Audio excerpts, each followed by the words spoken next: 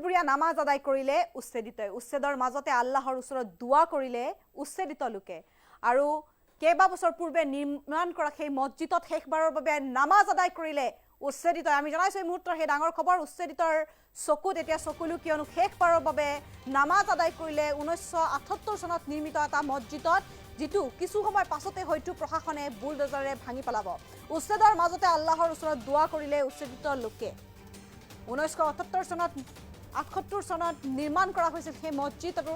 সেই মছজিদটোত শেষবাৰৰ বাবে নামাজ আদায় কৰিলো এদৰে মন্তব্য কৰিছে এগৰাকী উচ্ছেদিত আৰু অশ্ৰুসিক্ত নয়নেৰে নামাজ আদায় কৰি এই মন্তব্য উচ্ছেদিতৰ কিছু সময় পাছতে হয়তো প্ৰশাসনৰ বুলডোজাৰ চলিব সেই মছজিদত সপোনৰ ঘৰখন বুলডোজাৰে ভাঙি দিয়াত উচ্ছেদিতৰ পৰিয়ালত হাহাকাৰ আমি জনাইছো এই মুহূৰ্তৰ এটা ডাঙৰ খবৰ কান্দি কান্দি শেষবাৰৰ বাবে নামাজ আদায় কৰিছে পুৱা 10 বজাৰ প্ৰায় মেৰাপানীৰ 2 নং নেঘেৰি বিলত চলিব উচ্ছেদ অভিযান দয়াং বনাঞ্চল বেদখল কৰা 250টা পৰিয়ালত উচ্ছেদ চলাব প্ৰশাসনে আৰু অৱশ্যে ইয়াৰে কেইবাটাও পৰিয়ালক কিছুদিনৰ বাবে হকা গুৱাহাটী উচ্চ ন্যায়ালয়ৰ আৰু কান্দি কান্দি কুকুৰবুৰীয়া নামাজ আদায় কৰিলে উচ্ছেদিত আমি দৃশ্যাংক দেখুৱাম কান্দোনত ভাগি পৰিছে উচ্ছেদিতৰ শেষবাৰৰ বাবে নামাজ আদায় কৰিছে 1978 চনত নিৰ্মাণ কৰা এই মছজিদটোত আৰু বহু বছৰৰ পৰা তেওঁলোকে এই মছজিদটোত নামাজ আদায় কৰি আহিছিল আৰু জাননী লাভৰ পাছতে আসলতে ভাগি পৰিছিল এইসকল অবৈধ বেদখলকাৰী আৰু কানুনত ভাগি পৰিছে আপোনালোকক দেখুৱাইছো কান্দি কান্দি এইদৰে নামাজ আদায় কৰিছে একাংশ লোকে কিছু সময় পাছতে আসলতে এই মছজিদটো হয়তো ভাঙি পেলাব প্ৰশাসনে অশ্ৰুসিক্ত নয়নেৰে নামাজ আদায় শেষবাৰৰ বাবে নামাজ আদায় কৰিছে এইদৰে মুছলমান সমাজে সপোনৰ ঘৰখন ভাঙি দিয়া হ'ব বুলডোজাৰেৰে পুৱা 10 বজাৰ প্ৰায় মেৰাপানীৰ 2 নং নেঘেৰি বিলত চলিল উচ্ছেদ অভিযান আমি দৃশ্যাংক দেখুৱাইছো আপোনালোকক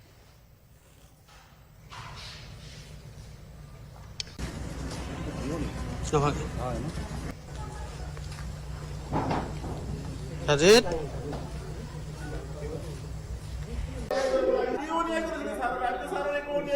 কান্দি কান্দি কুকুৰবুৰীয়া নামাজ আদায় কৰিছে উচ্ছেদিতই শেষবাৰৰ বাবে বহু বছৰ পূৰ্বে নিৰ্মাণ কৰা এই মছজিদটোত নামাজ আদায় কৰিছে মুছলমান সমাজে কান্দোনত ভাগি পৰিছে আৰু অশ্ৰুসিক্ত নয়নেৰে শেষবাৰৰ বাবে নামাজ আদায় কৰাৰ কথাও কৈছে উচ্ছেদিতই আমাৰ লগত এই সন্দৰ্ভত মন্তব্য আছে আমি মন্তব্য আগবঢ়াইছো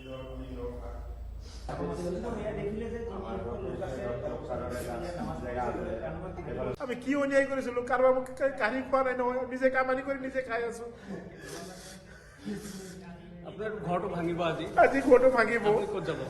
মই এতিয়া ক'ত যাম এই কাপোৰ কানি বেগ চেগ চব পিঠিত বান্ধি লৈ পেলাই ঘূৰি আছো ঠিক ঠিক নাই ঘৰত এনে যেনে তেনে ঘূৰি আছো দিনটো এনেকুৱা থাকো ৰাতি ক'বলৈ যেনে তেনে শুই থাকো কি কৰিম শুবলৈ বহিবলৈ জেগা নাই আমাৰ নমস্তে আজি লাজ জমা কৰিব লাগিব উপায় নাই কি কৰিম মই উঠনি কিন্তু ৰখি আছো 3টা কেমেৰামেন আহি যায় বোলে চিচি কেমেৰা কেইটা ছিঙি লৈ গ'ল ইয়াত টাৱাল এটা আছিল আমাক হাত ধৰি মুচিবলৈ সেই টাৱালটোও লৈ গ'ল আমি কি অন্যায় কৰিছিলো আমিতো কোৱা নাই ছাৰে ভাঙিবলৈ আছে চব ভাঙি পেলাই ইয়াত পেলাই দিয়ক এইবিলাক বস্তু দিব নালাগে ন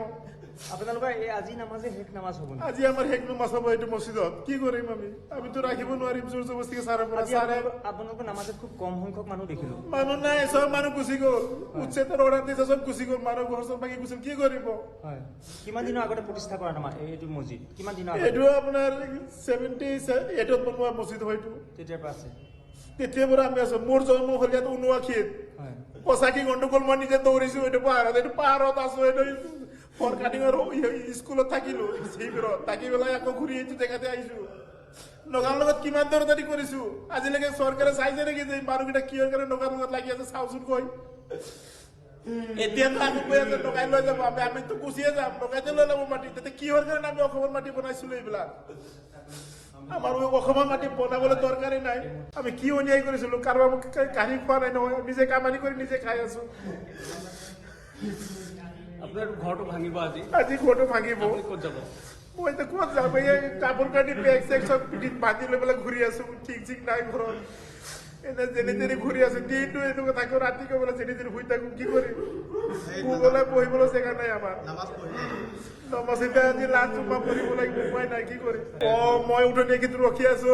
3টা কেমেৰামেন আহি যায় বোলে চিচি কেমেৰা কেইটা ছিঙি লৈ গ'ল ইয়াত টাৱাল এটা আছিল আমাক হাত ধৰি মুচিবলৈ সেই টাৱালটোও লৈ গ'ল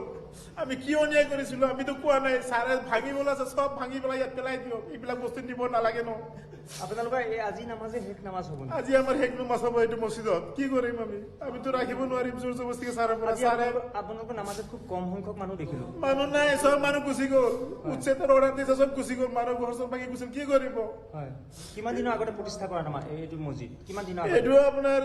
78 বনোৱা মছজিদ হয়তো তেতিয়াৰ পৰা আছে?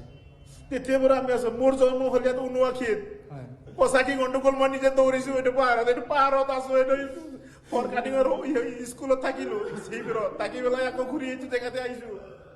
নগাৰ লগত কিমান দৌৰাদৌৰি কৰিছো আজিলৈকে চৰকাৰে চাইছে নেকি যে মানুহকেইটা কিহৰ কাৰণে নগাৰ লগত লাগি আছে চাওচোন কৈ এতিয়াতো আমি কৈ আছে নগাই লৈ যাব আমিতো গুচিয়ে যাম নগাইতে লৈ ল'ব মাটি তেতিয়া কিহৰ কাৰণে আমি অসমৰ মাটি বনাইছিলো এইবিলাক আমাৰ অসমৰ মাটি বনাবলৈ দৰকাৰী নাই আমি কি অন্যায় কৰিছিলো কাৰোবাৰ কাঢ়ি খোৱা নাই নহয় নিজে কামানি কৰি নিজে খাই আছো আপোনাৰ ঘৰটো ভাঙিব আজি আজি ঘৰটো কি অন্যায় কৰিছিলো ছাৰৰ একো অন্যায় কৰা নাই ডকুমেণ্টটো চাই পেলাই আমাক কেজি পেলাই ডকুমেণ্টটো নোচোৱাকে আমাক কিহৰ কাৰণে উচ্ছেদ দিছে ইয়াৰ পৰা আমিতো কাৰো সম্পত্তি কাঢ়ি খোৱা নাই কাগজ মাথাতে পাবি মাৰি দিয়ে কৰিছো তিনটা আটাটো টিকাই পেলাই 3 বাৰ এতিয়া শুনা কেতিয়াবা এই ইয়াতে পোহৰ কেনেকুৱা